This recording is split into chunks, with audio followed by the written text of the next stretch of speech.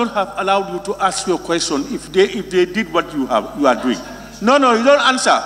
You are not to respond to honorable members. Please. When you were making your questions, some honorable members may not feel comfortable, but they listen. When they are also doing theirs, you may not feel comfortable, but persevere with it. I never wait until I ask for your help. You are so generous. Yes, can I hear you? Yes, Honorable. Thank you very much, Honorable Speaker. Honorable Speaker, Order there is no 31J in this case. 38.1J. A question fully answered shall not be asked again during the same session. Honorable Minister has said that the conditions were based on established conditions and principles of the court, which is very clear, and the laws are very clear. He said it in his answer. Why is he asking that question again? Honorable, Honorable, sorry, I have not heard you. You said 38.1G was what I was looking for, and I have seen it. A question fully answered shall not be asked again during the same session. Which question was fully answered? Yeah, say it. Honorable Speaker, the question here asked is fully answered by the Minister. He said whether the minister sorry. He said whether the minister... Member for 𝒂𝒄𝒄𝒏𝒆𝒍. Continuous disturbance of the session carries repercussion. Honorable, please. I said this is our bantaba. Divergent opinions, different viewpoints. We must be able to accept it and listen. Please. Yes, go ahead, Honorable Member. The Honorable Member is asking the Minister whether he has advised the Chief Executive Officer or whether he has released a press statement concerning to that effect. In fact, which is in fact a substantive question, Honorable Speaker. This question should not be allowed. So, and it's fully answered by the Minister. Honorable, you confusing me. You rose to an order number 38.1G, which talks about a question fully answered should not be questioned again within the same session. You were saying that the honorable member's question was fully answered. That was what you were supposed to tell us. What was the question that, where was it answered? The Minister said already that the bail conditions were fully established conditions of the law and their principle embedded in the law. And that's what they follow, meaning that they have not break any principles, no any condition. Yeah. Honorable members, you know, the honorable member's question actually is where the honorable minister in his statement said he is the legal advisor to government and to the president. He's asking him, has he advised him that way? That is different from that answer. What I would have agreed to was this other one, which was not raised. Honorable Minister, can you respond? My response, Honorable Speaker, is as the government lawyer, my advice to my clients is privileged. Thank you. To say, Honorable Member, I do agree. Please. No, it's not. Honorable Speaker. Honorable. Honorable Speaker. I think you will force me to talk in Mandinka. Because probably you are so emotional, Honorable Member for Latrikunda. Honorable Member, what you heard was what every member heard. So your understanding alone will not, whatever you say is subject to their approval, whether you are right or wrong. Yeah, but you cannot just say it that way. There is a process to say it. You don't just sit down there and say, I'll be talking.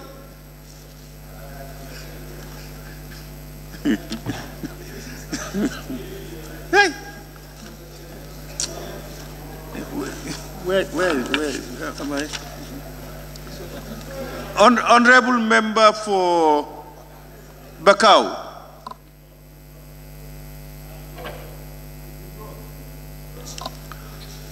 Question number 314 of 2023 by the Honorable Member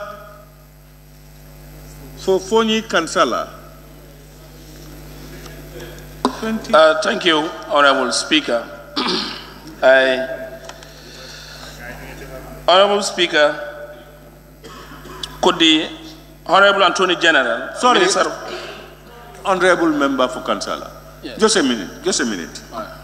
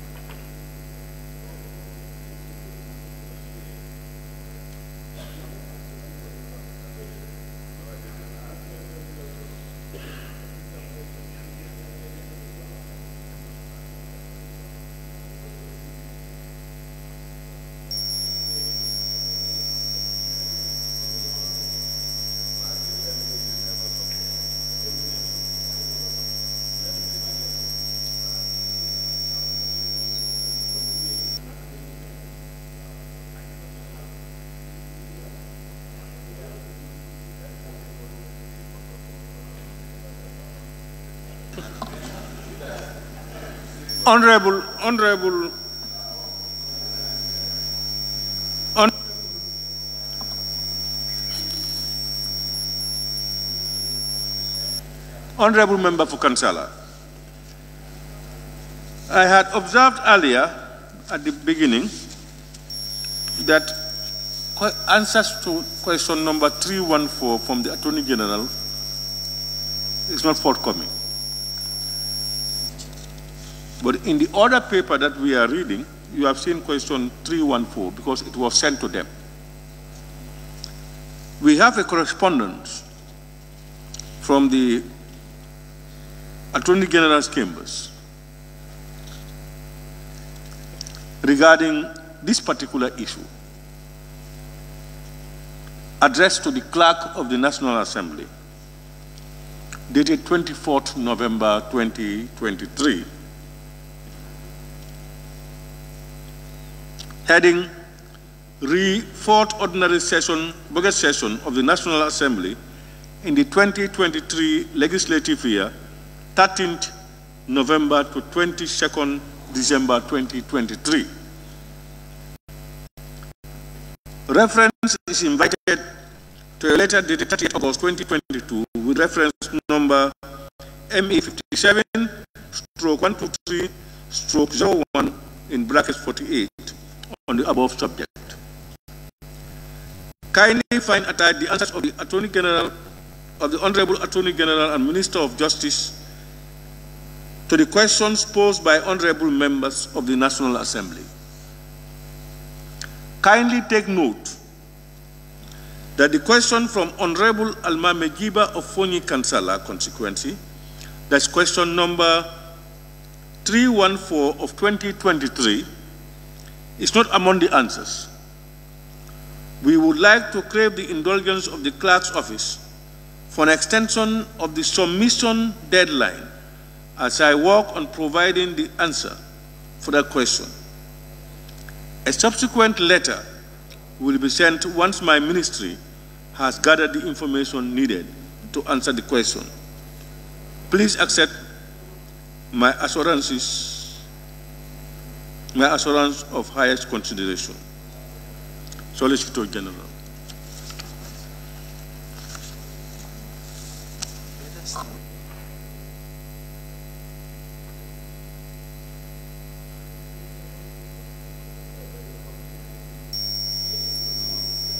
Honorable members, and especially Honorable Member for Fonyi Kansala, you've heard it. That was the communication. But the Honorable Minister himself is here, and the question is with you. Can you read the question, and then we hear the Minister? Thank you, Honorable Speaker. Honorable Speaker, could the Honorable Attorney General, Minister of Justice, provide to this August Assembly details of total sales of former President Yahya Jammeh's lands, Vision 2016 rice, cattle, ships, tractors, cars, truck vehicles, furniture, gold, and any other valuable assets owned or registered under the former President's name, including the buyers, the prices of each of the sold assets. Thank you. Thank you, Honorable Speaker. Like the correspondents highlighted, this question requires us to gather a lot of information that are not all in the possession of the Ministry of Justice.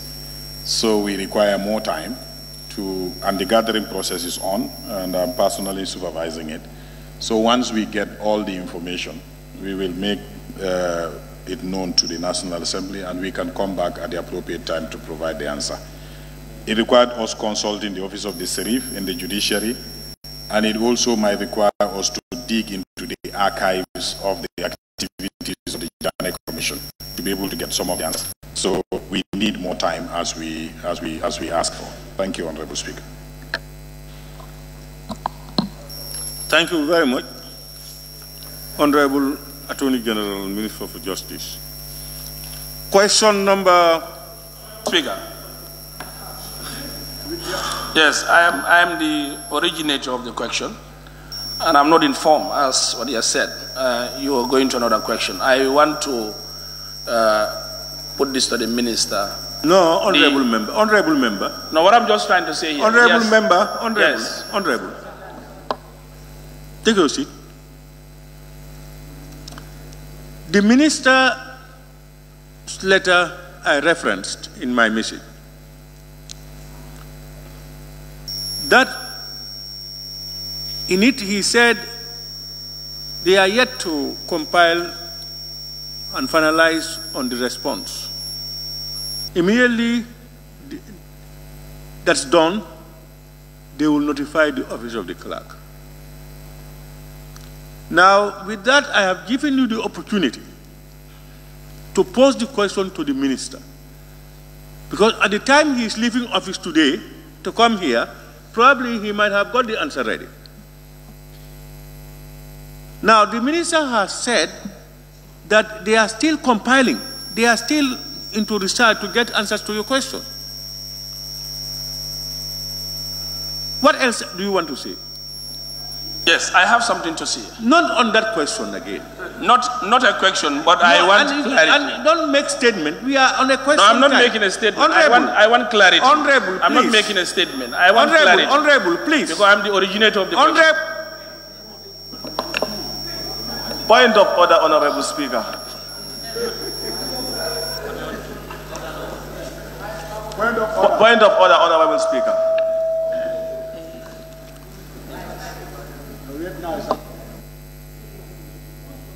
Point of order. Point of order, Honorable Speaker. Phone you where? Bintang? Yes, yes, phone you Bintang. Thank you, Honorable Speaker. Point of order 41-2. Pardon? Point of order 41-2. Point of order 41-2. What is that? Standing order 41-2. Point of order 41-2. No, it's not that. It's standing order 41-2. Yes. Yes. You know, it's the just hold on. Just hold on. Is what I am telling Honorable member, please hold on. Good. You made reference to standing order 41-2. Yes. Allow us to look at it. Okay. I am waiting.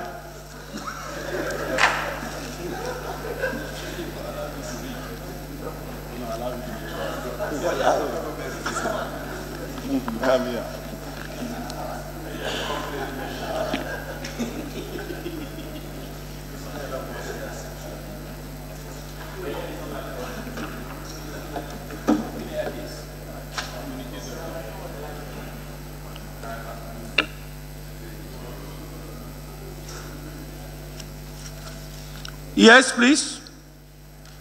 Honorable member, standing point of order. Yes, may we hear it? Good. Any question which appeared on the order paper and which is not disposed of by the time the assembly adjourned on a Wednesday shall be placed on an order paper approved by the Assembly Business Committee for answer on another day of the week, of that week. Any question which appear on the order paper and which is not disposed of by the time of the assembly adjourned on a Friday shall receive a written answer within 2 clear working days.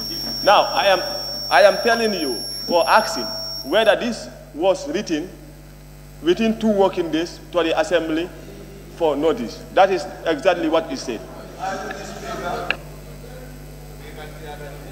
It means you don't understand what is raised in the standing order. Okay, now let's. Honorable, please. When we are talking, we listen. When we are talking, you listen. It is me who can interrupt you. You can't interrupt me.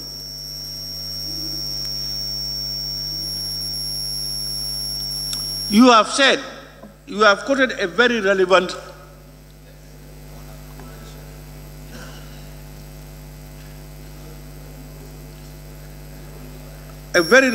order, that's 41-2, but you don't seem to understand what it is saying. This question is appearing on the order paper today. It has never appeared. And nobody said anything that would warrant this point of order. This could have been our information. What it is saying is, if a question that appeared in the order paper today cannot be dealt with, would appear in the next Wednesday's order paper following the admission by the ABC committee. If at that time also it is not there, by the Friday, it should be sent in a written answer, and a written answer should be available if it cannot be oral. That's what it is saying.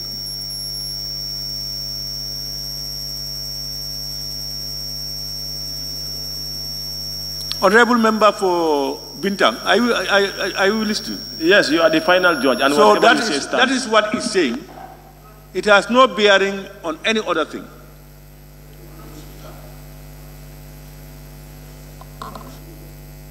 Yes, Honorable Member Latikunda. Thank you very much for giving me the floor. You know, I'm giving you the floor.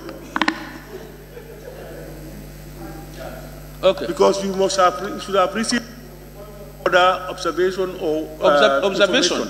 But you are not doing, and that one can be granted or not granted. But I'm giving it to you. Okay. So that you will listen to people also. Thank you very much, Honorable Speaker. Now, if you look at the preamble you lay before we start this question, any question that is asked here must generate 2 supplementary from the maker of the question and 5 supplementary from the rest of the members. And as far as he asked the question, now that qualifies this particular. I don't know what was the legal point you guys discussed there, but any question that is asked here must generate 7 supplementary questions. That's my submission.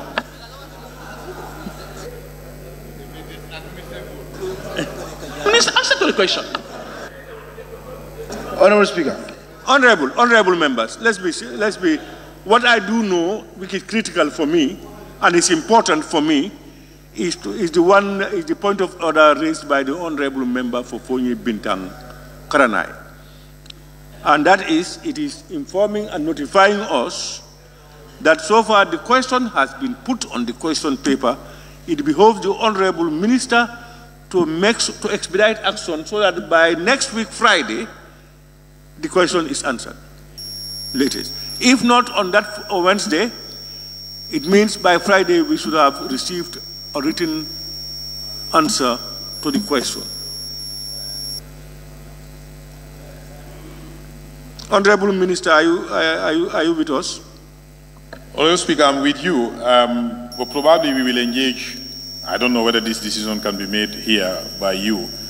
But the way the research is going on to answer this question, definitely we cannot deliver the answer this week.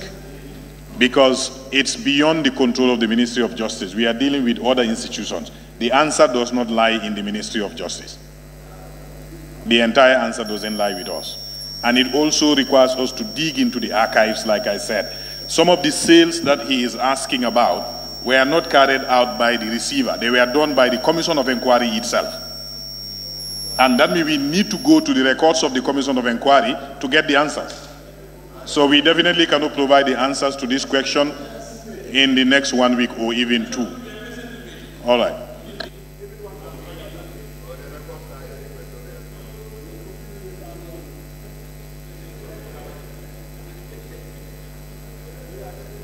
Honorable members, 2 sides. Honorable Minister, one is, so far that letter was written. The question should not have appeared on the other paper. It has appeared. I think what the Honorable Minister should do now is to make available to us the answers you have at the time. If you don't have all, those that lie within your purview that you can answer, you make us available while you look for the rest. May I observe, please? Yeah, who is Councillor Sabasanya. Councillor Sabasanya. Councillor, is this Councillor or Sabasanya? Yeah, Councillor. Councillor. Yes. Thank you very much. I think you've made a valid point. Instead of giving a half-meal answers, I agree in totality now. Let the minister do his homework and they now come with full answers of the bearing question. We will now wait. I think it's quite okay. I've agreed now, yeah. Thank you. You know, you have further put us in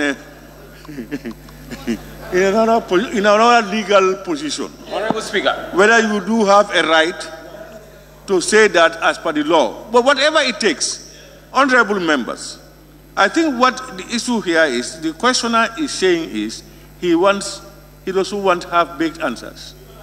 Who is talking? Huh? Bintang. For you, Bintang, you better behave.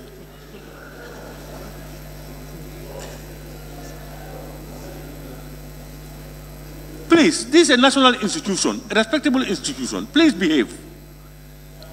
It's not a pride to say, I have been doing this illegally. And people will say, oh, that's what he has done. You should go above that, please. Speaker, may I observe? We have overlooked some of your critical behaviors. Please. Speaker, may I observe, please? Yes, honorable members, as we heard from, yes, somebody wants to say something. Yes. Lower Salum. Yes, Honorable Speaker, already the member has already asked the question. Now, this is a procedure. What a procedure. Why not the member withdraw the question now, then he rewrite it again, and wait for the answer? Because already, the minister told them, categorically is, the answer cannot be provided for now. And we allow the minister, because he wants the full answer, we allow the minister to make his research and bring up with the answer. Let him withdraw it, and then we continue. This to answer the question is so technical. When somebody asks you and you respond, you have answered. Honorable member for Honorable Speaker. Same. Honorable Speaker, for giving me the floor. Honorable Speaker, the questioner is saying that he wants it to be done needfully. Now, the Honorable Minister, let him give us the time frame. Is it next session or when? Let him give us the time frame. Honorable Speaker. Honorable members, the minister is very clear. The minister said to get answers to these questions involves other institutions and the research. That's what he said.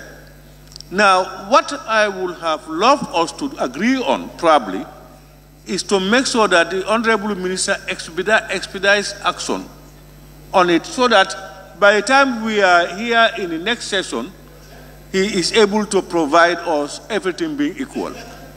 Honorable Speaker. Honorable Speaker, that is acceptable to me. Acceptable to you. Honorable Speaker. Yes? Who is shouting? 𝒂𝒏𝒔. Yes, thank you. Honorable Speaker, I think we have a situation here where the minister wants time to provide, details of what the question is really looking for. To observe the procedures, hence, according to the standing orders, a written answer should be provided to the National Assembly. I'm suggesting to the Honorable Minister that the explanation that he has given before the Humble Assembly be in written form and be submitted before Friday whilst he work on the details of the answers, so that would definitely be provided as an answer to the question. But the letter I read could have served the same purpose, because it's addressed to the National Assembly, to the clerk. My problem is, the questioner is Honorable Member for 𝒂𝒄𝒄𝒏𝒆𝒍. He has agreed to extension of time. We are now, the Honorable Minister has agreed to trying to get the question answered by next session. Our problem now is the legality, that's the process itself. Now, it is the Assembly is the ABC that's to program it into the order paper. The ABC has a right not to put it in the order paper. So if we agree, what we do is, if that is so, legally, our legal luminaries are around. If that is so, the Assembly Business Committee will now agree to look at it before the next session, to sit before the next Wednesday, and then officially remove it, agreeing that it will be looked into in the next session. Is that okay?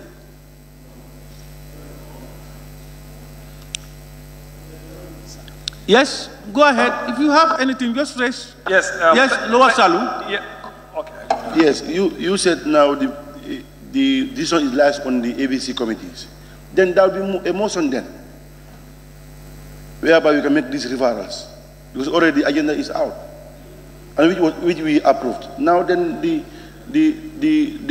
ABC members will rise for a point of order, then a motion, so then we go on. Honorable, no, this is daily order paper. Tomorrow's order paper is not out. it can be altered by the ABC. We had the whole session's order paper which was out. So what we are saying is, as per standing order quoted 41.2, the ABC should meet. So far, this question is not answered. To either put it in the next Wednesday's own.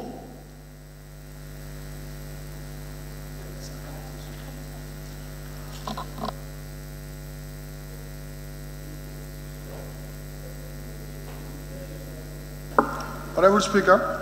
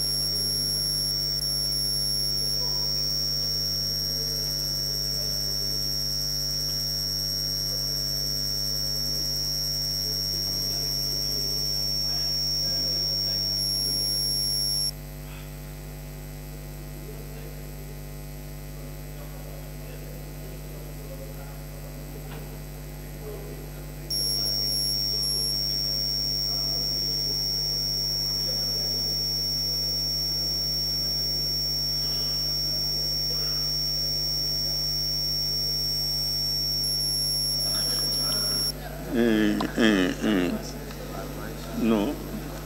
Let's do that. Any question which appears on the other field, and which is not disposed of, it does not mean it is not answered.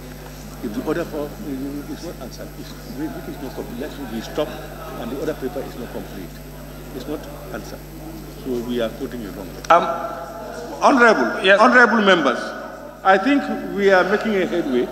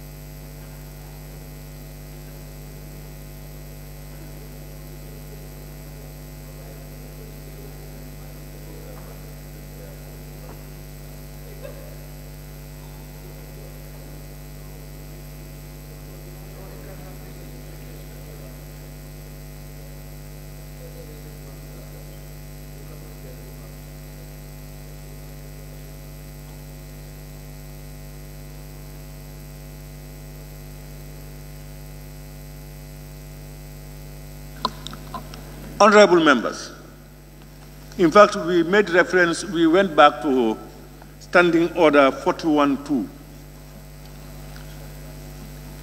that was quoted by the Honorable Member for Fonyi Bintang.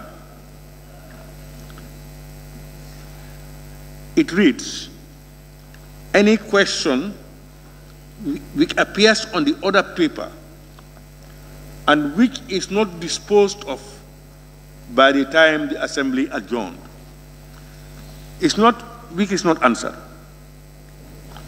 It means you have an order paper. We have 3 or 4 items on the order paper. We are able to deal with 2 or 3 of it. There is 1 left. We adjourned. We could not deal with it. It means that one we have not dealt with should come back the following Wednesday through the ABC. It's not dealing with questions which are not answered. It's order paper not disposed of. But equally too, I think we want questions to be asked and answered. So far we have known the intent of the questioner, and we are no longer blocked by law and the minister has shown willingness to ensure that we get answers to that question by next sitting, I want honorable members for us to proceed so that the minister will give us an assurance that by next session he will bring forth answers to the honorable member's question. Honorable Minister. Thank you. I hereby give the assurance that we will do our best to provide the answers for next session. Members, I think we can proceed. We now proceed to question number 315.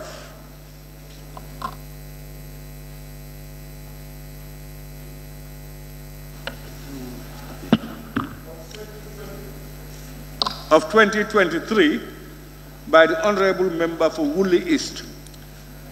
Okay, thank you very much, Honorable Speaker. Honorable Speaker, could the Honorable Attorney General and Minister for Justice inform the August Assembly whether government is committed to upholding the provisions of Section 25 of the Constitution relating to freedom of speech, expression, thought, conscience, and belief, considering the recent clampdown on dissent or the legislated expression of divergent opinions on issues in a democracy.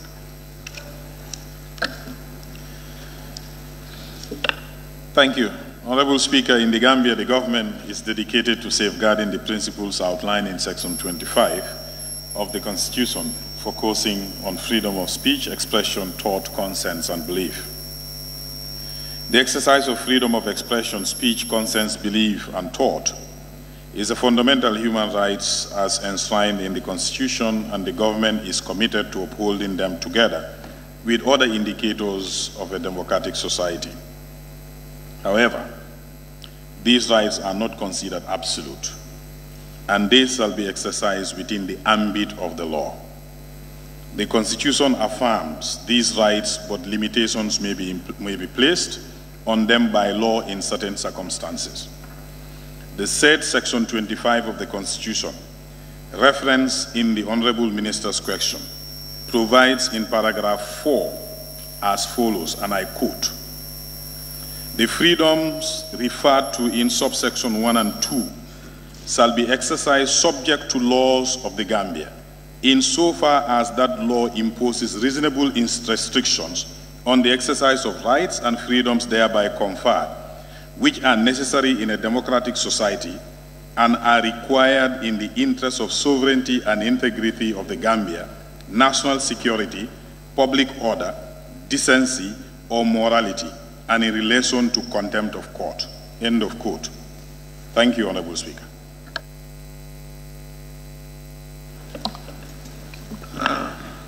Any supplementary, Honorable Member?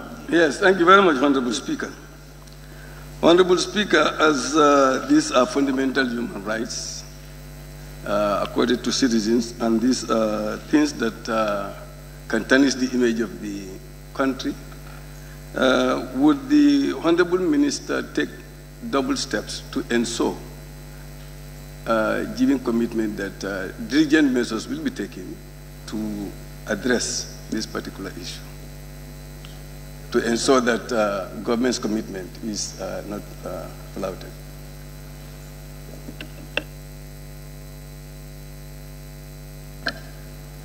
Well, I'll answer the way I understood the question. Myself, I want to say I don't follow what your question actually is. Yes, definitely. I can repeat my question. Now I'm saying that these are fundamental human rights that are in 25.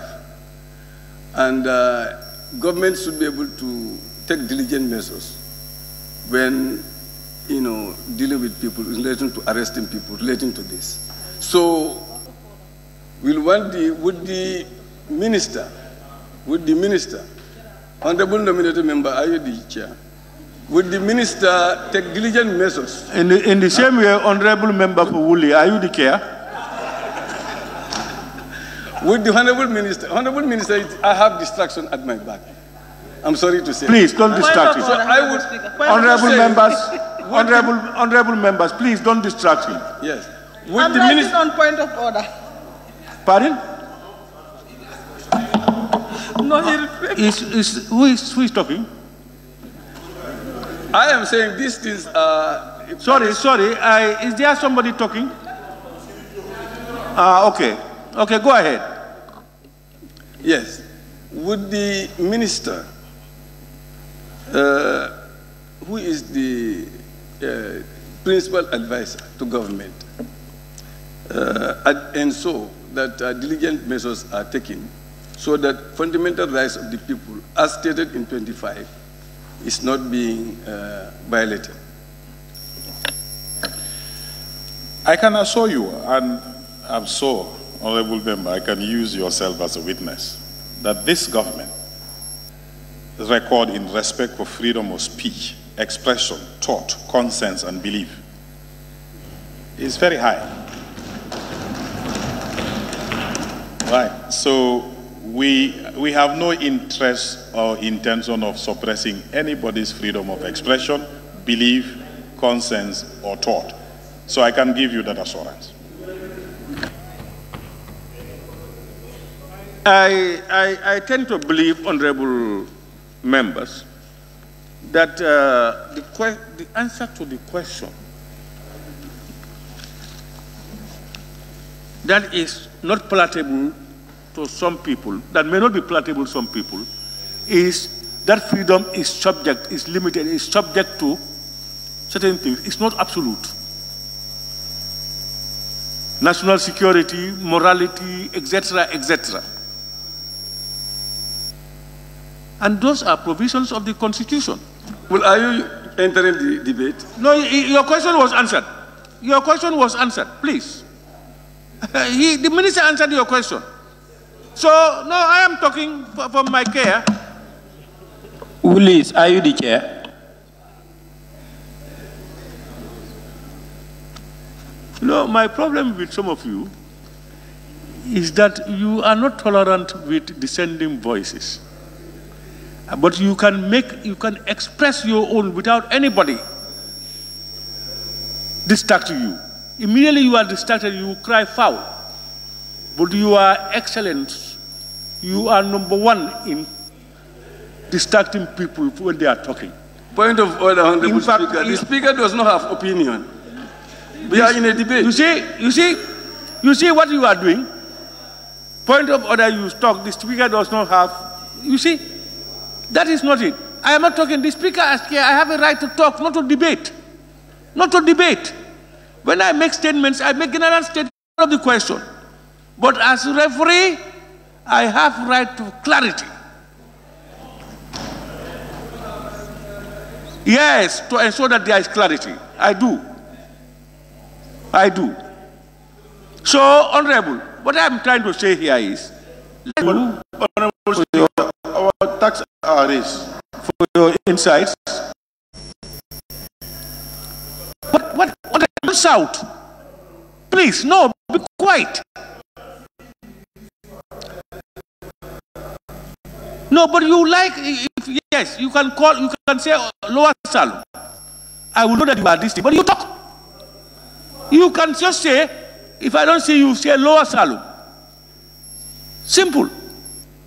But you don't interject and start talking. No, I'm releasing him to go. You have a question? You have a question? A supplementary question? You call me now. On what? Yes, on this question. On what? The last question here. And what was the last question?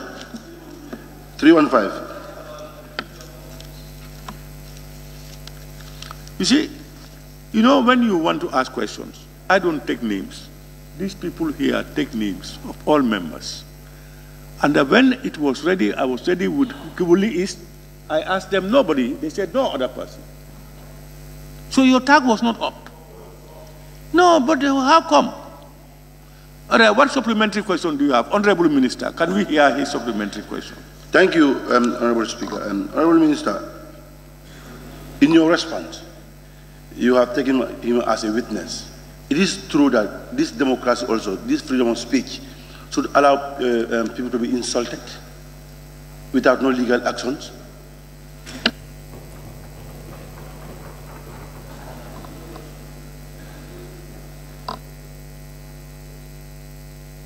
Thank you. Like I read, Section 25 is not absolute. Section 25(4) have outlined limitations of the exercise of rights under Section 25 itself. And this is the same Constitution that guarantees your rights under Section 25. Paragraph 4 states, and I will just read again for the benefit of your answer. The freedom referred to in subsections 1 and 2 shall be exercised subject to the law of the Gambia, insofar as that law imposes reasonable restrictions on the exercise of the rights and freedoms thereby conferred, which are necessary in a democratic society and are required in the interest of sovereignty and integrity of the Gambia, national security, public order, decency and morality, or in relation to contempt of court. So these are the limitations. On a case-by-case basis, I mean, we can all decipher as to whether certain conducts fall foul of these limitations or not with respect to our expression of freedom of speech, conscience, thought, and belief. Honorable Minister, his question is, the right to insult people, is that also part of freedom?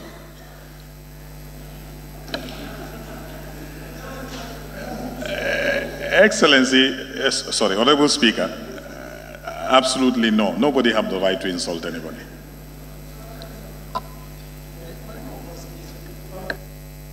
Honorable Member for Opanyumi.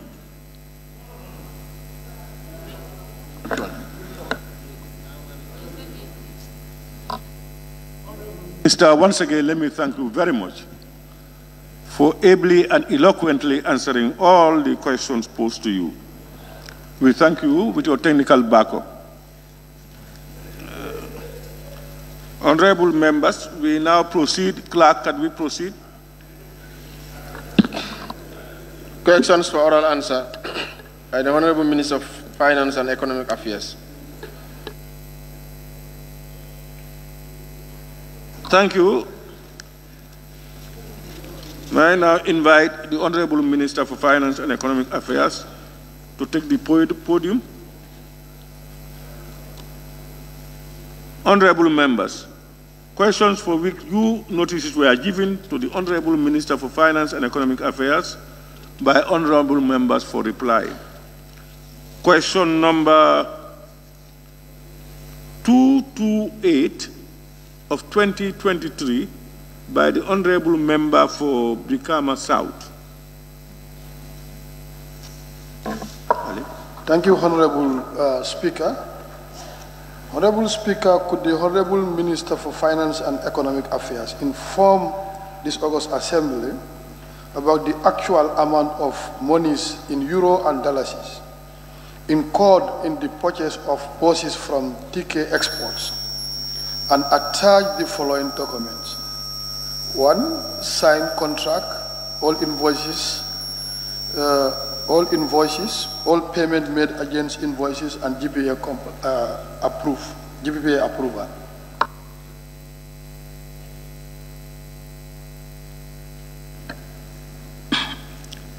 Thank you. Honorable Speaker, I would like to inform the Honorable Member that the Social Security and Housing Finance Corporation spent 13 million euros on the procurement of buses. As GTSC is a private limited company, it is not required to go through GPPA procurement procedures. Thank you. Honorable, any supplementary? Honorable Minister, is it a priority of the Social Security to be procuring these buses, whether that actually is their direct mandate in order to procure these buses? Honorable Speaker, we know GTSC, which is a private company is wholly owned by Social Security, and they design their priorities based on their engagement with their subsidiary. Thank you. Initially, we were told it was 9 million euros, and the difference, the one you are given is 13 million. What led to the disparity? My written answer is 13 million.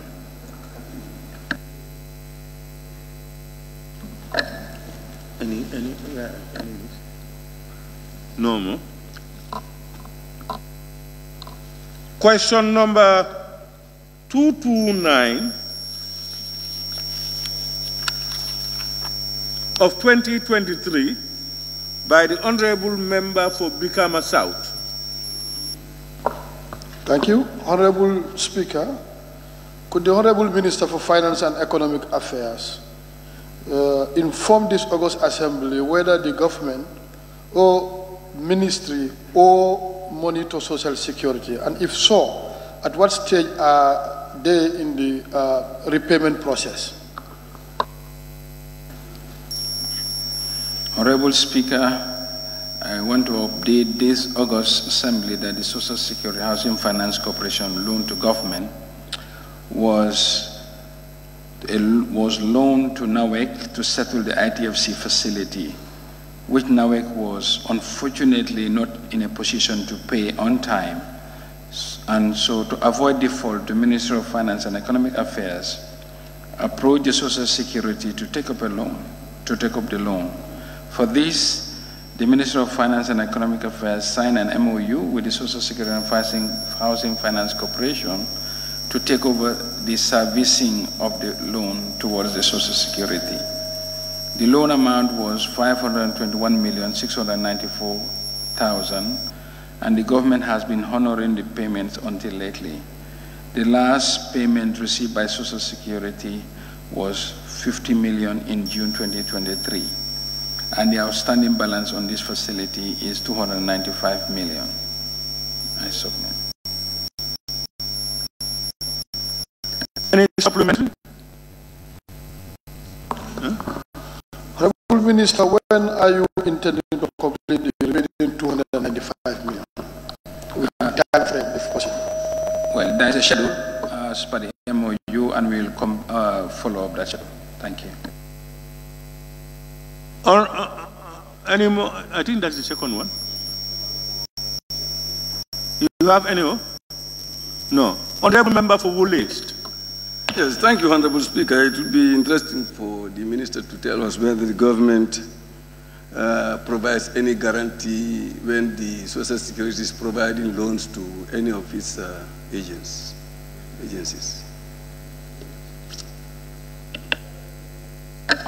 I don't understand what guarantee you're asking for, if you can clarify.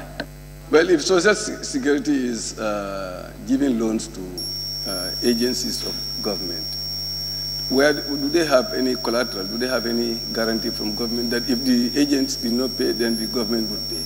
Is there any guarantee like that?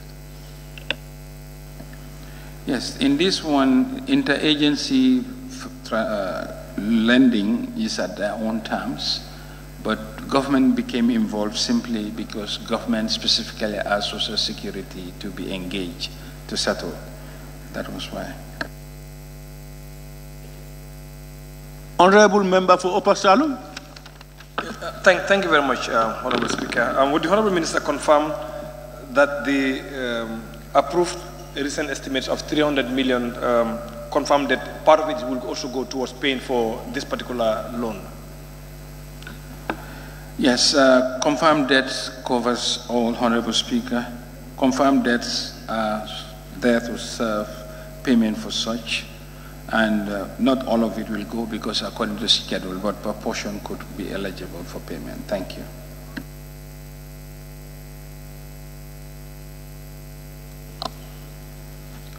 Question number 230 of 2023 by the Honorable Member for Brikama South. Honorable Speaker, could the Honorable Minister for Finance and Economic Affairs update the August Assembly on the budget execution of the 2023 fiscal year? How much was attained from both tax and non-tax revenue against the target of $16.8 billion, and how much was attained from project program grant of $14 billion target, and how much from below the line item, that's the budget deficits.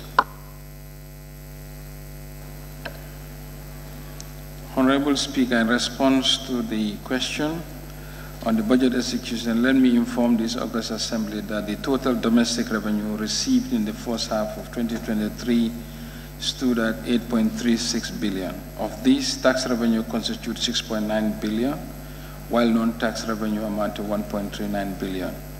During this period, no program grants were received. Overall, the deficit for the reporting period stood at 1.5 billion. Supplementary? No. Question? Yes, Honorable Speaker. Let me come with this thing. Which period specifically are you talking about, Honorable Minister? I mentioned that first half of the year. First half of the year? Yes. But the question is now given, we're looking at the last quarter, because almost in the last quarter, maybe the third quarter, probably. This question was in September. Yes. So we have responded based on the first half numbers. The update for the performance up to September were given during the budget updates. But the response was on the first half when it was sent out. No, Honorable Speaker, I think there is an error here, because I sent it during the second half. The minister was available, and this was forwarded. And this time it was updated. And that is, we are capturing the third quarter in my second question. No, Honorable, what the minister is saying and what the table office informed me is these are September questions.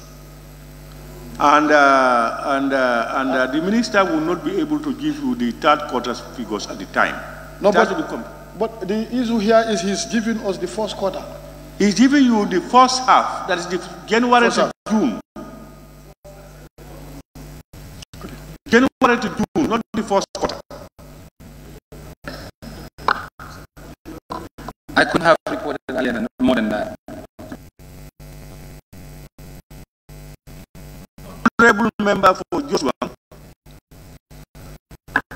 I'm withdrawing.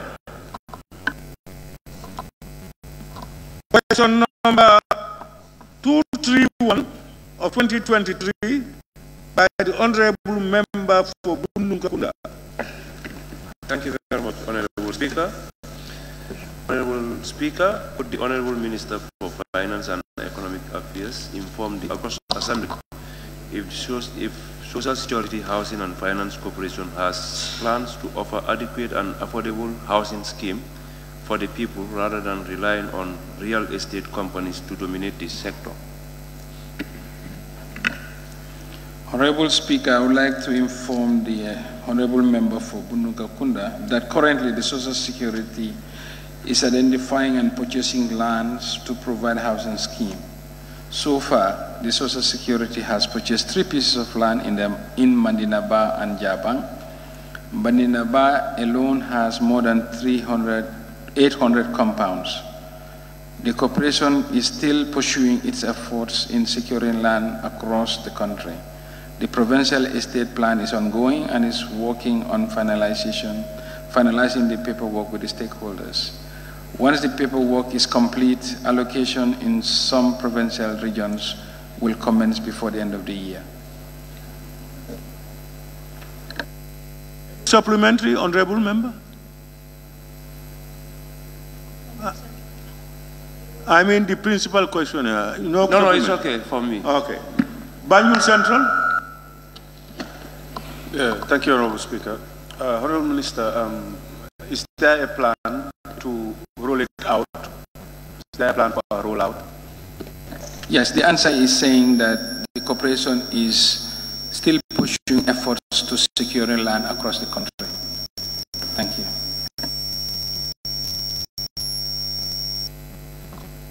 Honorable Member for Sani Mentoring. Thank you very much, Honorable Speaker. Honorable Speaker, could the Honorable Minister inform this August Assembly, based on his explanations, with regards to the number of compounds that might be allocated or that might be feasible in Mandinering, which you've stated 800 compounds.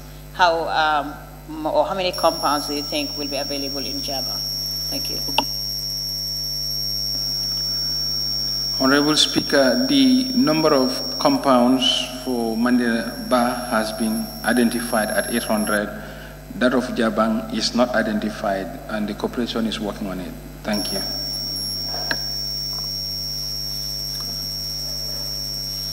Where are the questions?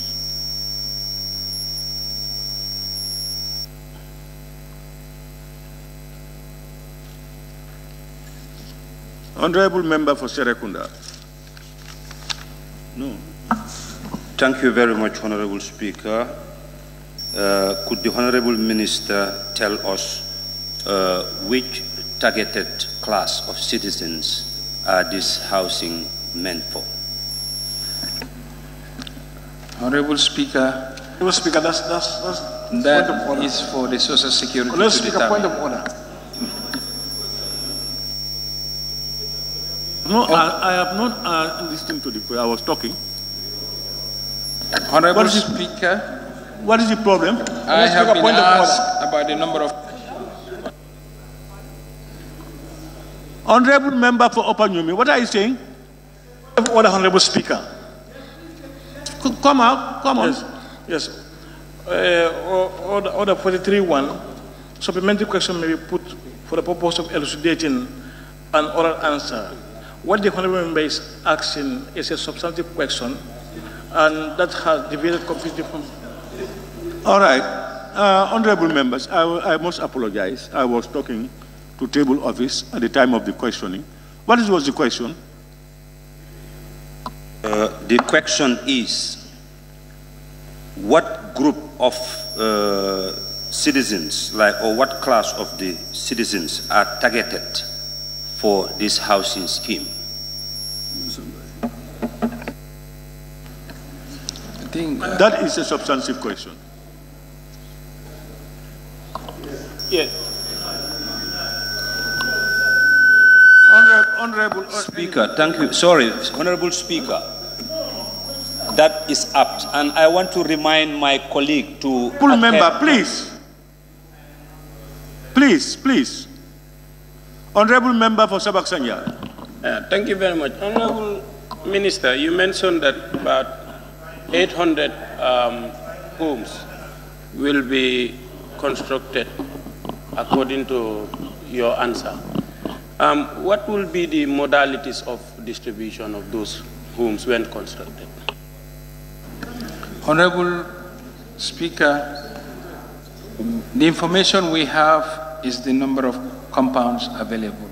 The distribution modalities have not been shared with us, and that will be, the corporation will go through their process. Honorable members, if we make reference to the Honorable Member for Bundugakunda's question,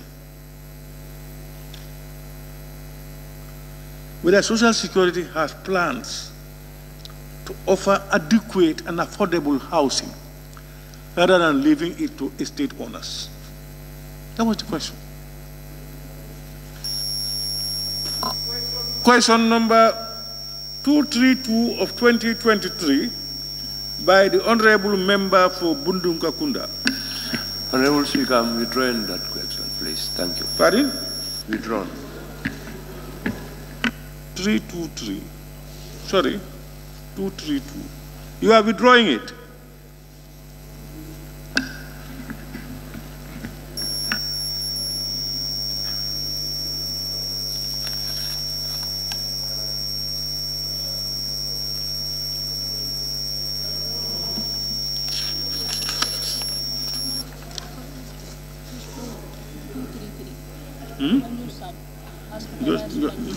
Just a minute, just a minute.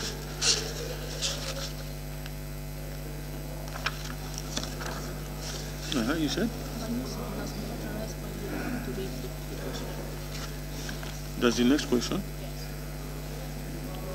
Thank you very much, Honorable Member for Bunuakunda. I now invite, question number 233 of 2023 by the Honorable Member for Banjul South. I understand Banjul North has been delegated to read the question. That's true. Thank you very much, Honorable Speaker. On behalf of the member for Banjul South, Honorable Speaker, could the Honorable Minister for Finance and Economic Affairs tell this August Assembly from what funds would the unaccounted monies for the global funds be paid from? Thank you. Honorable Speaker, I wish to inform the member for Banjul South that the Global Fund reimbursements will be paid from the Consolidated Revenue Fund through the budget. These payments are based on a scheduled payment plan of 4 equal installments that span from June 2023 to September 2024. Any supplementary, Honorable Member? No, that's noted. Thank you. No more? When questions are being posed, if you want to put supplementary, yes, you just give us 2 minutes. Please raise your tag so that we get you. If you don't hear the answer, you're not just. Honorable Speaker, it will be interesting for us to know those who actually mismanage those funds, were they so charged? Because now this is come from the consolidated. What happened to those people? Did they pay? That is point of order. Yes, there is no need for point of order. I am myself ruling it out.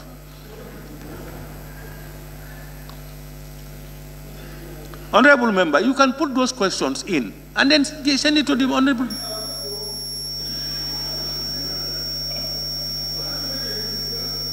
No, I'm also suggesting that if you have such questions, put them, pose them as substantive questions.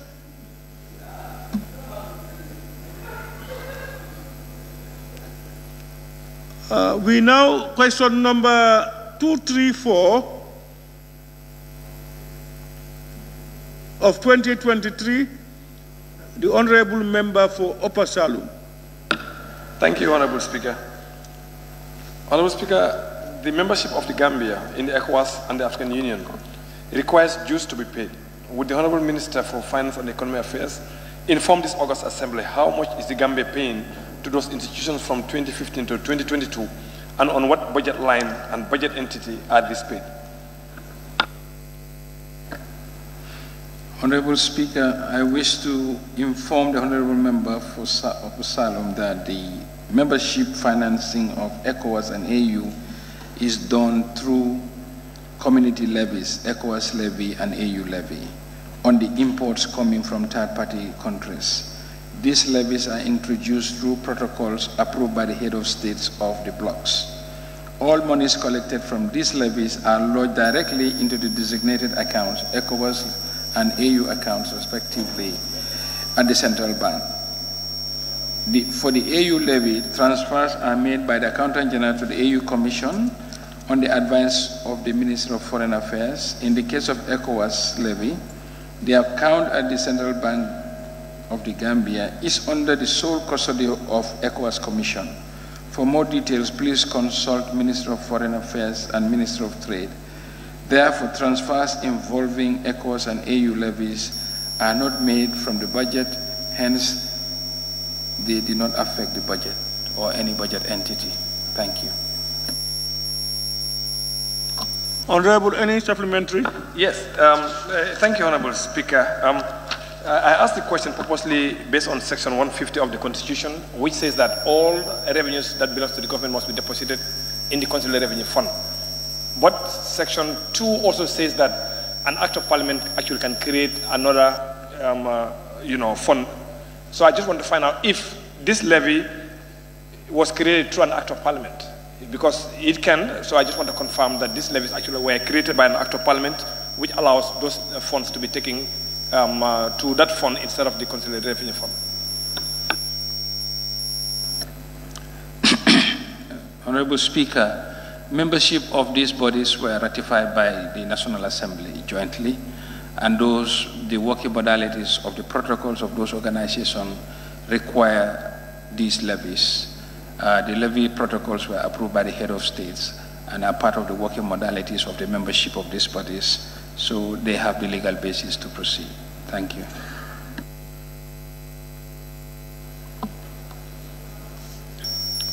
Question number 235 of 2023 by the Honorable Member for Jara Central.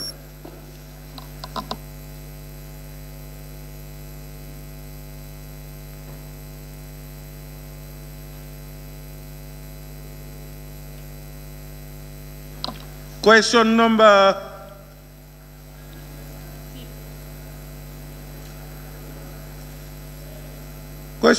236 of 2023 by the Honorable Member for Nyamina Dankunku.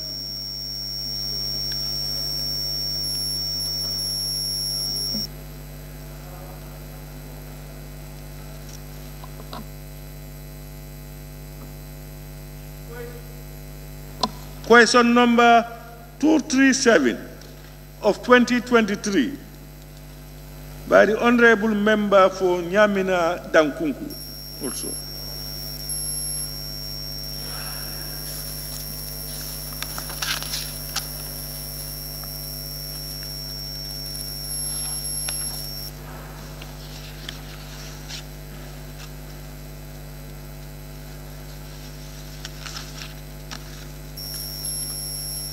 Question number 358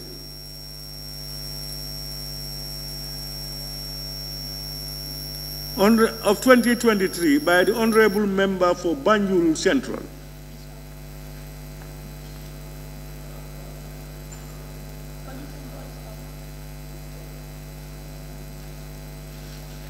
Question number 359 of 2023 by the Honorable Member for Banjul Central.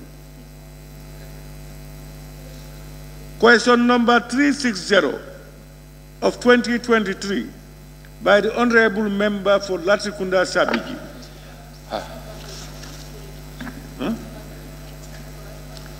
I understand Banjul North is authorized to read the question. Yes. Thank you very much, Honorable Speaker. On behalf of the member for 𝒂𝒄𝒄𝒏𝒄𝒂𝒏𝒆𝒍, Honorable Speaker, can the Honorable Minister of Finance and Economic Affairs inform this August Assembly what is the total amount of government investment outside the country in the current financial year? Thank you.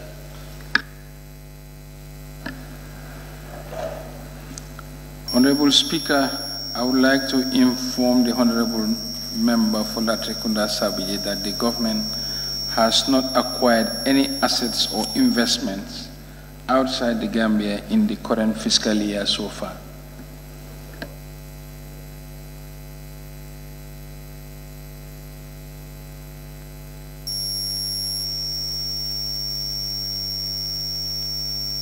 Thank you. Thank you, Honorable Speaker. Honorable members, supplementary? Is there any? Woolley East? Thank you, Honorable Speaker. Honorable Minister, is the government thinking in any way to invest outside of this country, making any investments? Because we're talking about building embassies and all that, but it's another investment.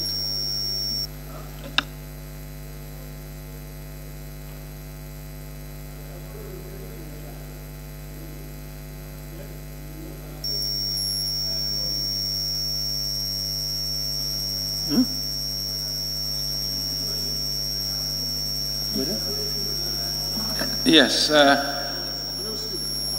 I need to be guided whether this is a substantive question or not. It is.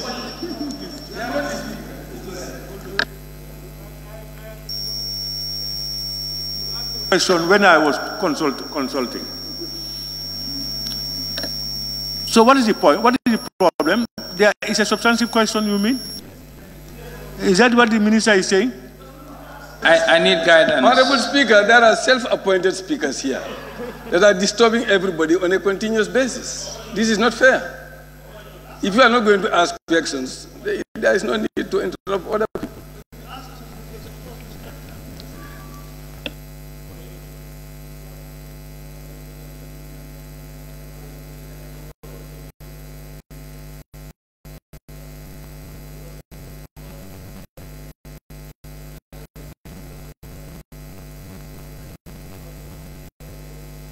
Okay. Honorable Speaker, I would inform the honorable member that government intends to invest in acquiring its embassy premises, and in the current budget, allocation have been made for embassies in Dakar, Nigeria, and Addis Ababa. Thank you. But I have just been informed that question number 361 of 2023 on the other paper, 362 of 2023, and the 363 of 2023 have been answered during the last session. That's the last session in September. So we now move to question number 364 of 2023 by the Honorable Member for Brikama South.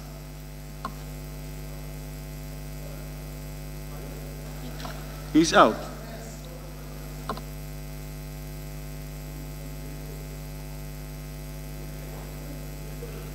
Question number 366 of 2023 by the Honorable Member for Upper Salu.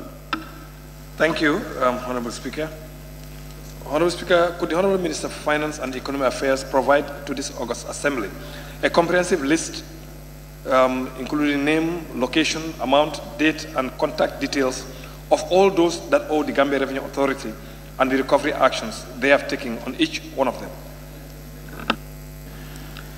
Honorable Speaker, the Gambia Revenue Authority continue to engage taxpayers with tax arrears through their compliance unit on the recovery of tax arrears.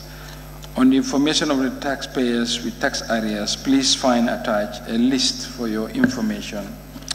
And that list is 2 pages, which has a total number of taxpayers in arrears as recorded of 98, and the total balance outstanding from these at $1.466 billion.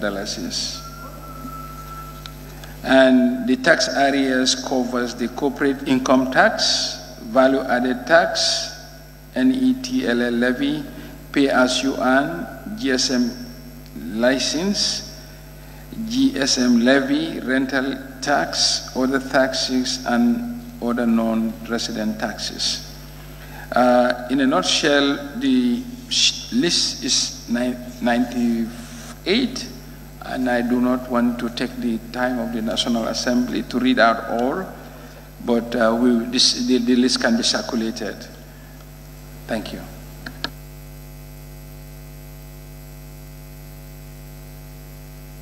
Thank you, Honorable Speaker. Now, with this astronomical amount of 1.66 billion that's actually owed to Gambia government, what is your ministry doing to support the GRA to ensure that we collect these monies as quickly as possible?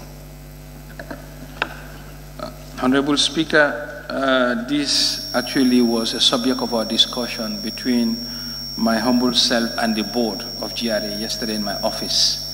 And we have informed them to put in place mechanism, not only people on this list, but even companies that we have informed this August Assembly are not paying their taxes. So the ministry is having a task force that will be working with GRA to follow up on this list.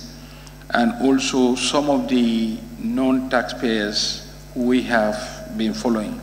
And we're pleased to inform the August Assembly that some of the large contractors have now come forward and agreed to pay. And they have a payment plan they are working with GRA on. I think 3 of them have already complied, and they are now going through the various stages of tax audit. But definitely, this is not only discussed with the DG, but with the entire board of GRA yesterday. Thank you. Thank you very much, Honorable Speaker. Would the Honorable Minister also confirm if there are any planned mitigating factors to ensure that we don't fall into the same trap again? Because again, this is really huge. So what kind of factors or mitigating factors would you put in place to ensure that they do not actually occur in the future? Thank you very much. We have a number of measures. The new Tax and Revenue Directorate is making it mandatory that any application for any government business is only cleared when tax compliance is assured. For example, all duty waiver applications will only be processed when the various applicants give evidence that they are fully compliant and on time in terms of payments. That's one. Also, tax audits are going to be rigorously followed, and the Tax Directorate is also working with GRA to create a working team that will pursue legal action for long overdue defaulters. Thank you.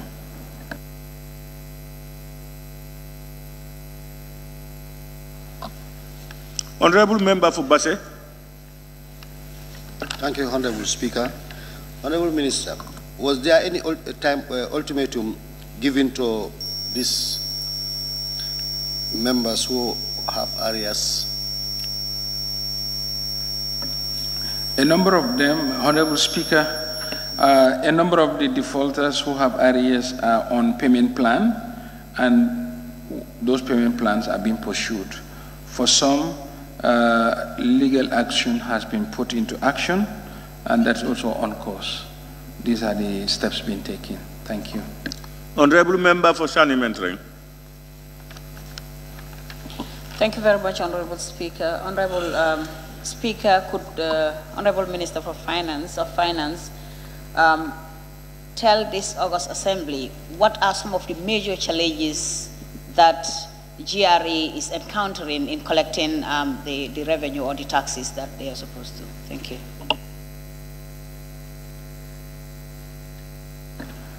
Honorable Speaker, GRA actually has been working hard, but one of the challenges they've been having was lack of digitalization. When ASCODA World was introduced at the customs and the ports, that has increased substantially. And also, they used to have challenges of inbound goods being dropped off through tax evasion. Now they have started implementing the single window, where they are now putting physical devices of tracking so that any lorry carrying dutiable goods will be tracked. I was briefed on the incidences that they have discovered so far, and in a number of about 4 or 5 incidents where lorries bound for Banjul tried to deviate, and the GPS caused the alert for GRA to be able to track. They have an inspection as well as a scout unit that will follow the devices, the vehicles that have these devices. That's one. GRA is also being supported throughout by the Ministry of Finance at the policy level, particularly in identifying potential taxpayers who have not been paying, and we've been working with them. These are the major things, and even the entire government machinery, including my cabinet colleagues and the president, are all on board this revenue mobilization drive. And we have all been singing this song that there'll be nobody spared who is not complying with taxes.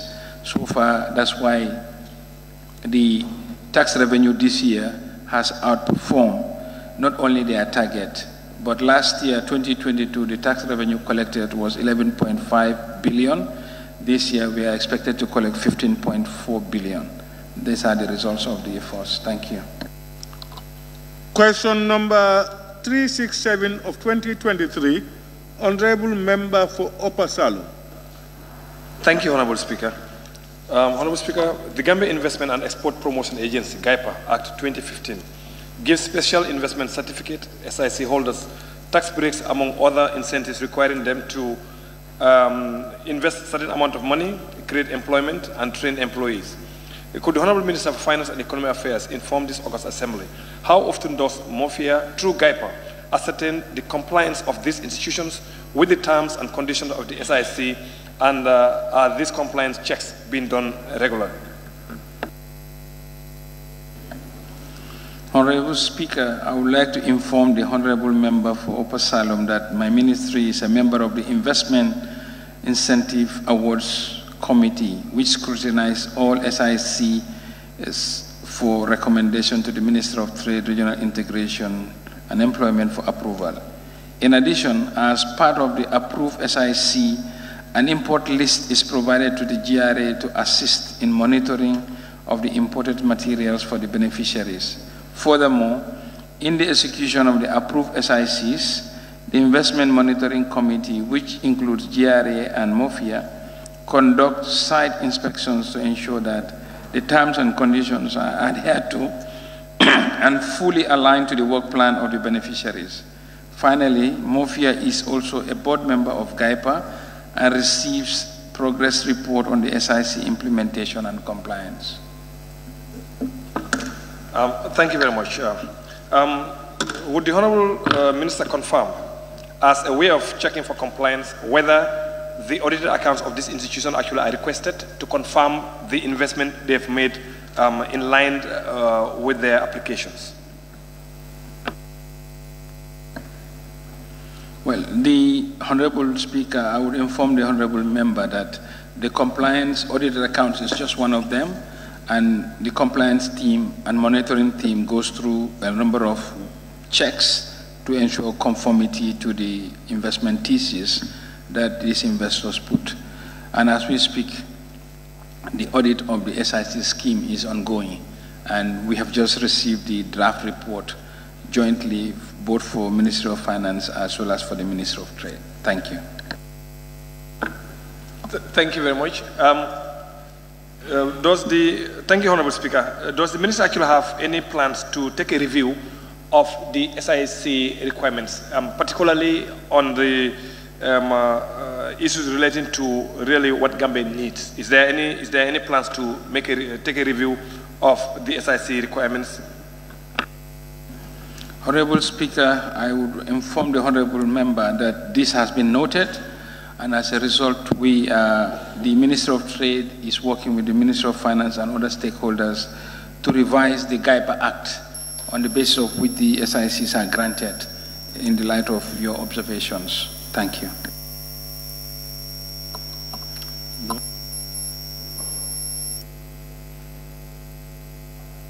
Honorable Member for Woolly East. Yes, thank you. Honorable, one thing is not clear. How compliant are these SIC holders? What percentage of them do comply with this through your audits? Honorable Speaker, that is the subject of the SIC audit, and we are waiting.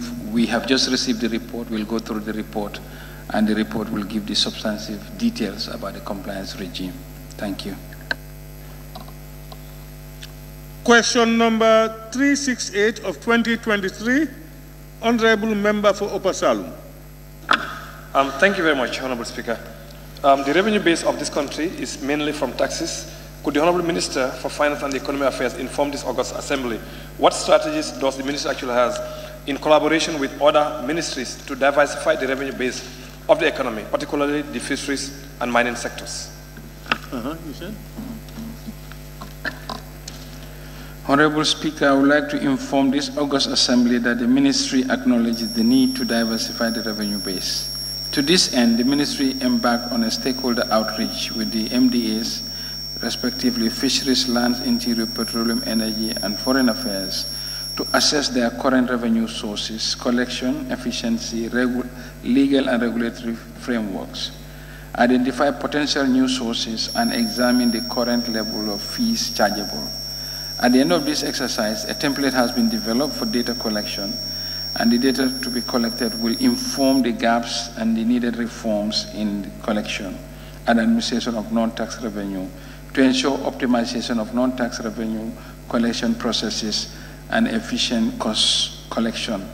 And we have also featured in the non-tax revenue prominently in the ongoing budget exercise, and we believe the new regime for the non-tax collection will be announced as part of the budget speech expected this week. Thank you. Thank you very much, Honorable Minister.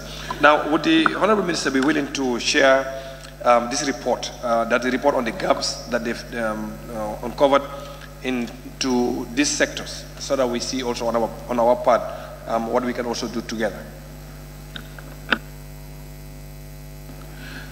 Honorable Speaker, I think what we did, the gap, is we looked at when the last dates of the levies or charges or type of incomes were, and how long that has been, or activities that were performed but no revenue was charged. So it's not a report per se, but it's a table of fees that these agencies are doing, and we will be happy to share them with you. They have formed the basis of our revenue projections for the budget, and we will be also requesting a revision of these fees, which we have announced already, and as I mentioned, will be part of our reform measures for next year's revenue mobilization. But of course, we have no objection to share them with you. Absolutely. Thank you very much, Honorable Minister for Finance and Economic Affairs. Yeah, Honorable Speaker. Ably Honorable Speaker. Our questions. And we thank you Honorable Speaker. With your technical backup. Honorable Speaker, Banjul Central. With your technical backup. Honorable Speaker. Clerk, can we proceed, please? Honorable Speaker, Banjul Central. Honorable Speaker. Questions for oral answer by the Honorable Minister for Lands and Regional Government.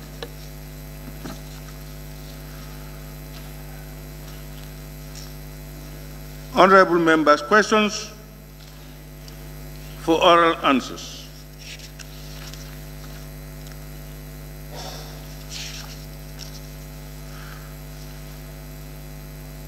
May I now invite the Honorable Minister for Lands and Regional Government to take the podium.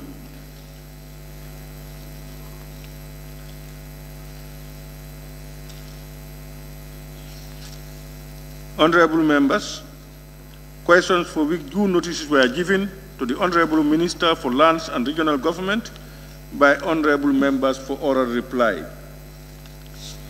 Question number 265 of 2023 by the Honorable Member for Kombo East. Thank you very much, Honorable Speaker. Honorable Speaker, would the Honorable Minister for Lands and Regional Government update this August Assembly on the ongoing border issues between Talokoto village and in the Kombo East and Busura village in the Kombo Central?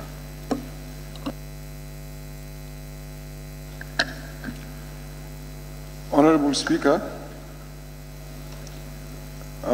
a ruling in favor of the 11 plaintiffs from Busura, Kombo Central was pronounced by the Special Group Tribunal on 1st June 2021. As a result of this ruling, the sole defendant, 𝒂𝒄𝒄𝒏 of Talokoto, Kombo East, was duly instructed to vacate the plaintiff's land within 1 calendar month, effective 1st June 2021. In accordance with this decision, the Sheriff's Division has executed 2 writs of possession. The first writ was dated 25th April 2023, followed by the second on 10th August 2023. Subsequently, the plaintiffs have been granted possession of the land as per the tribunal's ruling. However, it's important to note that the defendant, 𝒂𝒄𝒄𝒏, has exercised her right to appeal the judgment.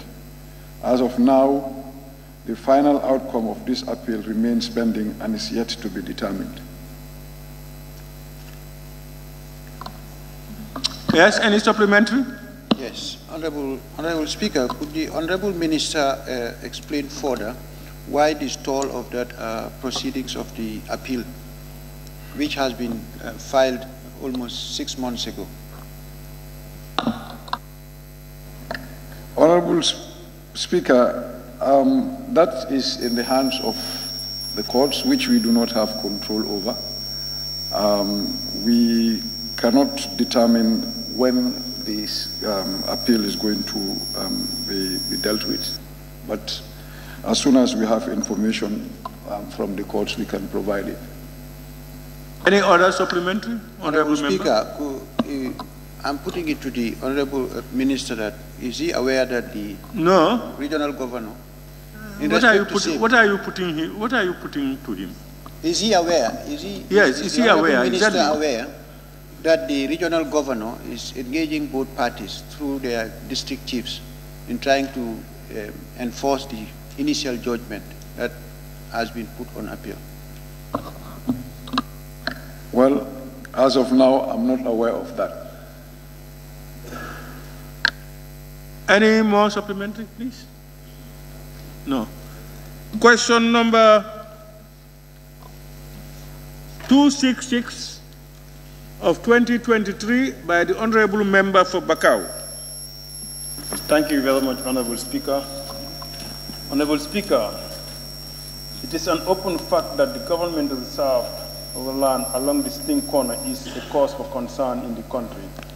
The recent allocations and buildings being erected are not transparent to the public.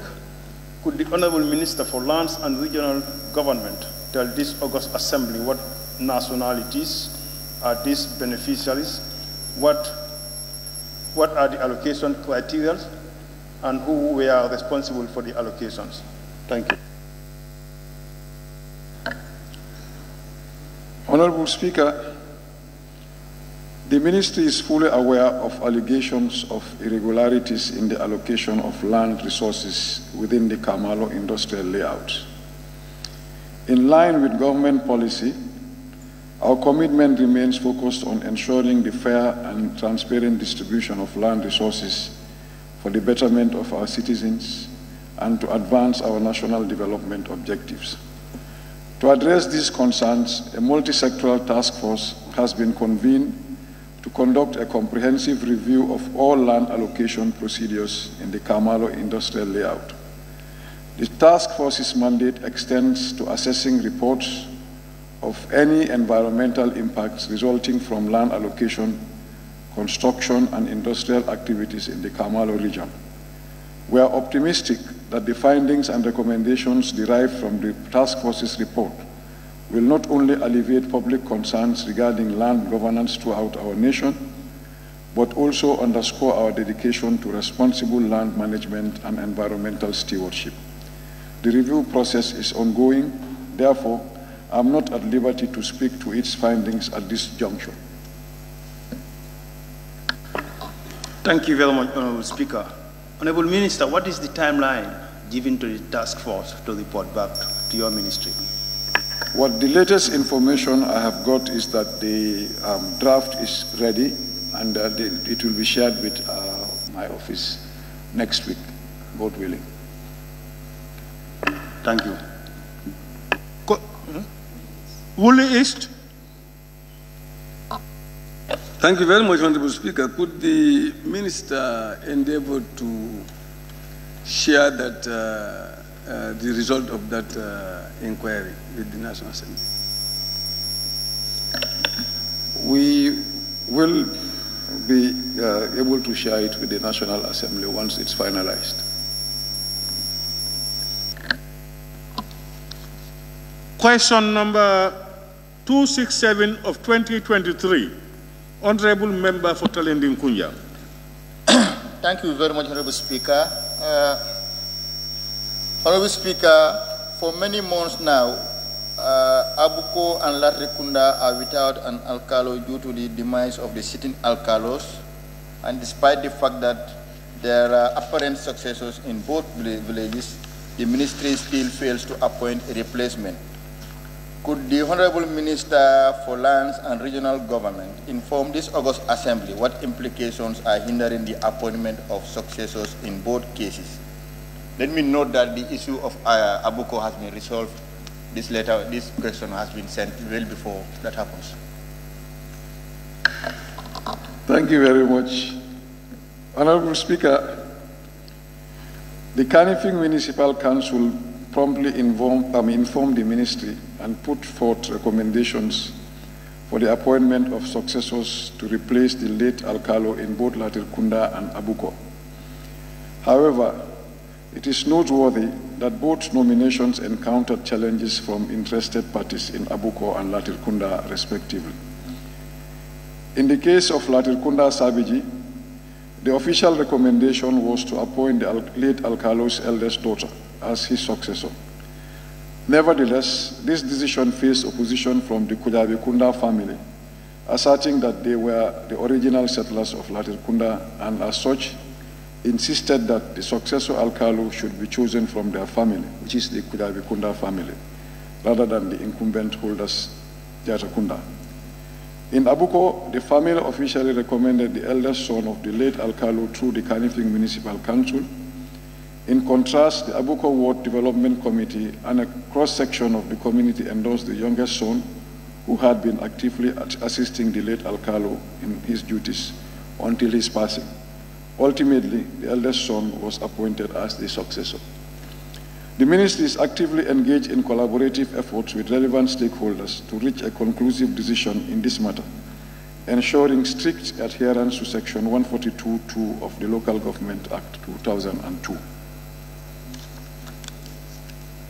Any supplementary? Yes, yes. Like I said, Abuko 1 is resolved now. Latrikunda, the Kujabi or Jatakunda you've mentioned, have they provided any sufficient evidence to the ministry to say that they are the earlier holders of that position? Honorable Speaker, as I said, we are engaged in collaborative efforts with relevant stakeholders. The information that we need are all not available, and we are in the process of getting, all the necessary information. And that, of course, would include the evidence that you are asking for. As soon as we get that, a decision will be taken. Thank you very much, Honorable Minister. I'm concerned with the time and the fact that as we are waiting for that thing to be resolved, documentation issue will be a problem in Latrikunda. Are you aware of that? Honorable Speaker, I think it's better to take our time and get it right than rushing it just to have, other, challenges that will be more difficult to deal with.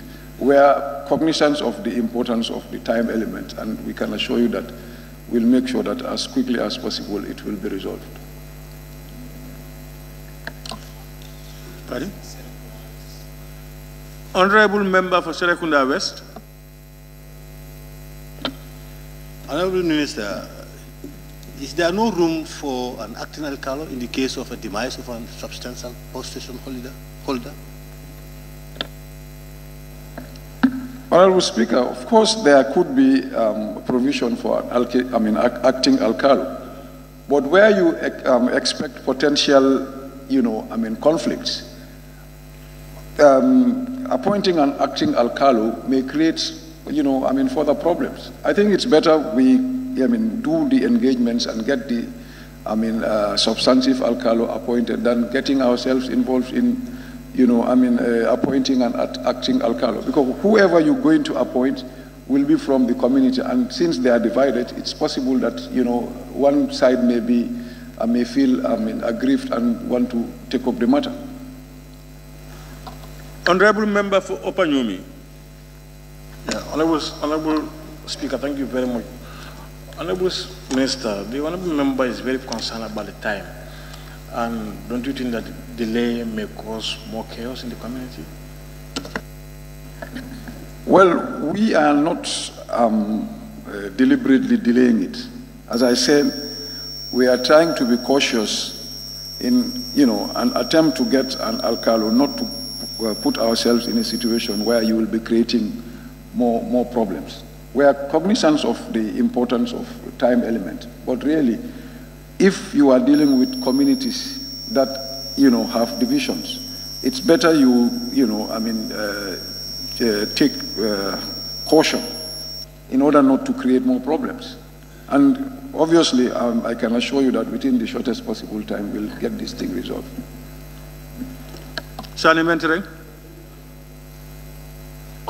Thank you very much, Honorable Speaker. Honorable Minister, meanwhile, Honorable Minister, what could you advise to the people of that settlement to do their documentation transactions with regards to the alkali before the new alkali is appointed? Thank you. Well, unfortunately, they will have to wait, because if you don't have the right authority to deal with your documentation, that's why we are trying to expedite the process. But as I said, we need to engage the relevant stakeholders to make sure that once the individual is appointed, you will not run the risk of being, challenged and getting this matter being protracted.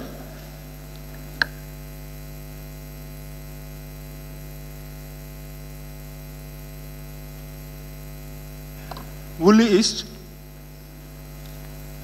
Thank you very much, Honorable Speaker. Honorable Minister, this issue of alkalos is a concern of all the members, because we continually receive these type of problems. Do you have a specific criteria in appointing an alkalos should there be a demise? Well, as our response indicates, alkalosship has been following some form of traditional, practice. And if you don't, pay due cognizance to that, you will run the risk of creating divisions in the community. And there are some guidelines with respect to that. But if you ignore those guidelines and select alkalos outside maybe the line that the community expects the alkaloship to follow, you will run the risk. So it has to be a balancing act to make sure that you go in for the individual that would be the preference of the village, but at the same time looking at lineage of the alkaloship in the community. I'm sure you are aware of problems that have been created in communities as a result of ignoring that, Okay? Thank you. Honorable Member for Serekunda. Thank you very much, Honorable Speaker. Since alkalos are traditional rulers and they are under the local government council, so who is responsible for the appointment of alkalos? Is it the ministry or the area council? According to the laws of the Gambia, it's the minister that has responsibility to appoint alkalos. Question number 268 of 2023, Honorable Member for Serekunda West. Thank you, Honorable Speaker. Honorable Speaker, since the nation is full of land issues in almost all the regions, could the Honorable Minister for Lands and Regional Government inform this August Assembly what has been the achievements of the Land Commission and its hurdles since its inception some years ago? Honorable Speaker, the reconstitution of the Land Commission remains pending at this time. We acknowledge the Land Commission's pivotal role in effective land administration. The current leadership within the ministry is fully aware of the pressing need to expedite the reconstitution process in strict accordance with legal provisions. This step is of paramount importance to enable the Commission to efficiently and effectively fulfill its mandated functions. Furthermore, it is imperative to emphasize the urgency of conducting a comprehensive review and subsequent amendment of the Land Commission Act. This will be to ensure that the Act is suitably equipped to meet the dynamic challenges inherent to land administration, while at the same time enhancing the Act's functionality and relevance in addressing the evolving landscape of land management in our nation.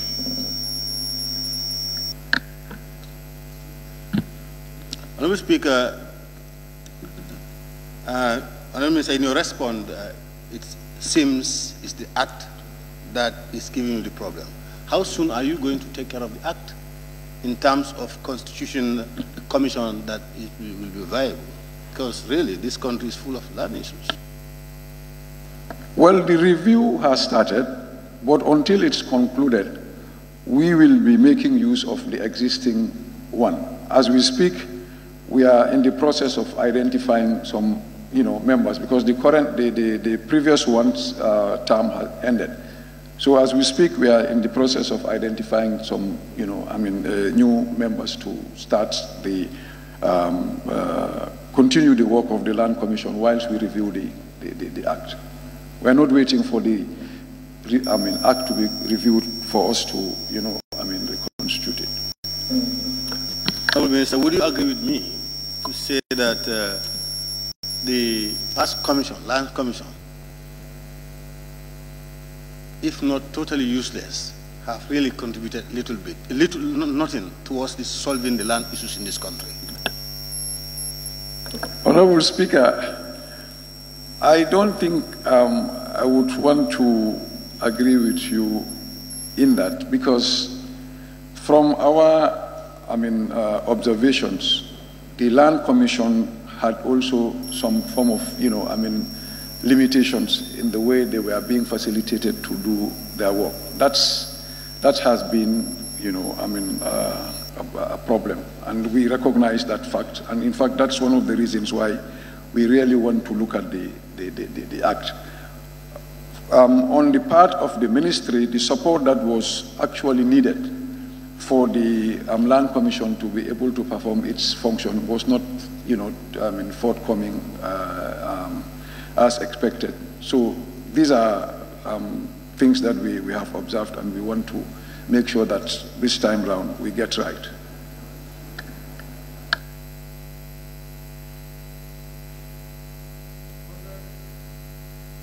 Honourable Member for 𝒂𝒑𝒏.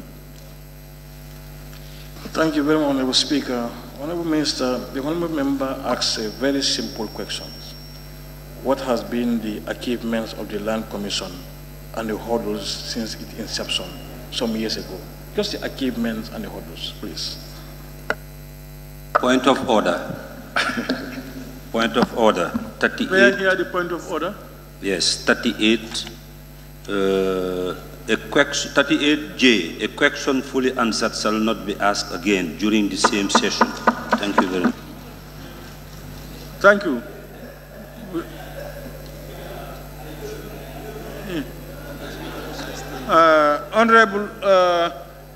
Honourable Member for Sani Mentereng. Thank you very much, Honourable Speaker. Honourable Minister, could you kindly tell this August Assembly the composition of the new membership that you are to establish as a committee or a commission with regards to the land issues? Substantive question. Question number 269 of 2023, member for Joshua.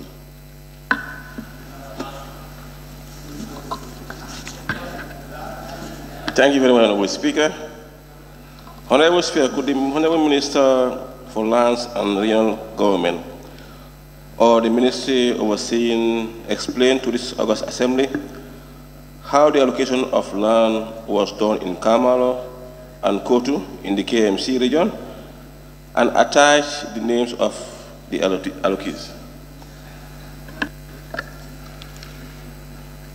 Honourable Speaker, in addressing the Honourable Member's inquiry, I kindly direct your attention to the comprehensive response previously provided to the member for Bakau constituency regarding the Kamalo land allocation. Regarding Kotu, it is important to note that an extension of the institutional layout was conceptualized in 2022. In accordance with the established procedures, individuals who expressed interest in acquiring land within this extension submitted their applications through the Department of Lands and Surveys. Subsequently, they obtained the necessary ministerial approval for land allocation. At present, the ministry is actively engaged in a review of the allocations made within this extended layout. This review process aims to ensure that all allocations align with the pertinent laws and regulations, including those governing land use. The objective is to guarantee that land allocations are carried out in compliance with the legal framework, promoting transparency and adherence to established guidelines, as well as ensuring that land is used for the designated purpose for which it was allocated. Honorable Speaker, with regards to the Kotu issue, Honorable Minister, looking at the current areas that are allocated are part of the road reserve land. If you look at the road reserve area, almost 10% of it was not used. Are you aware that part of the current people allocated those areas have already used part of that 10 meters that was being meant for the road reserve land?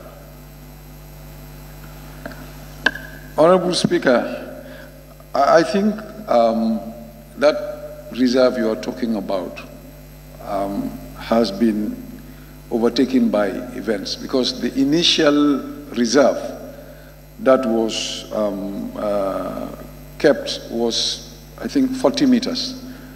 But because of some alterations, it was reduced.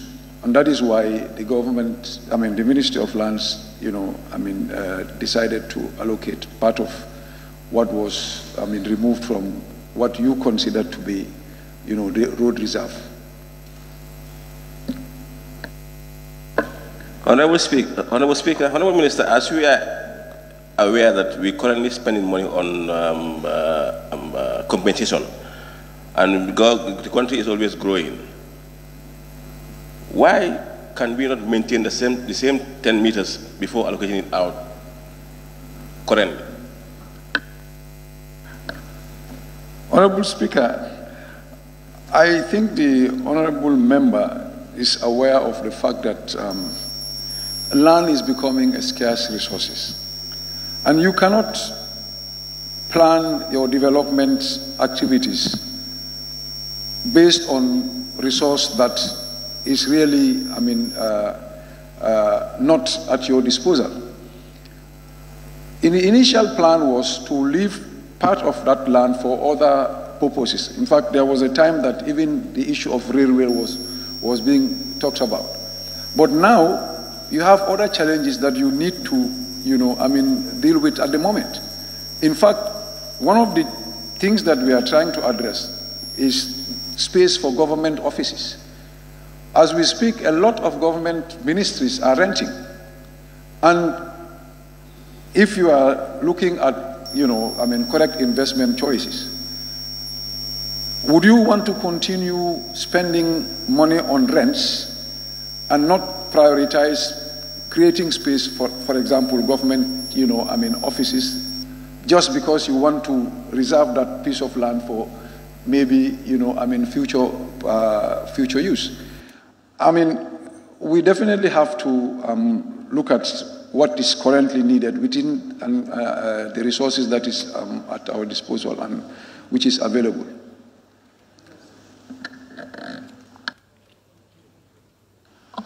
Thank you very much. Honorable members,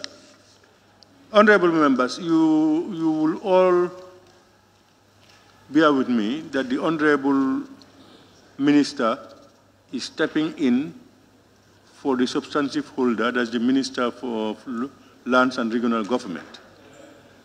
But he has ably,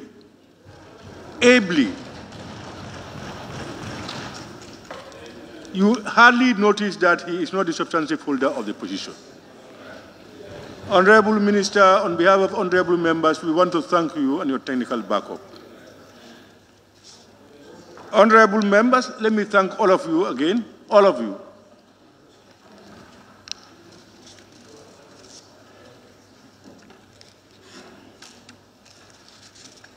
For your questions, both substantive and supplementary. Staying up to this time, on that note, honorable members, I put the question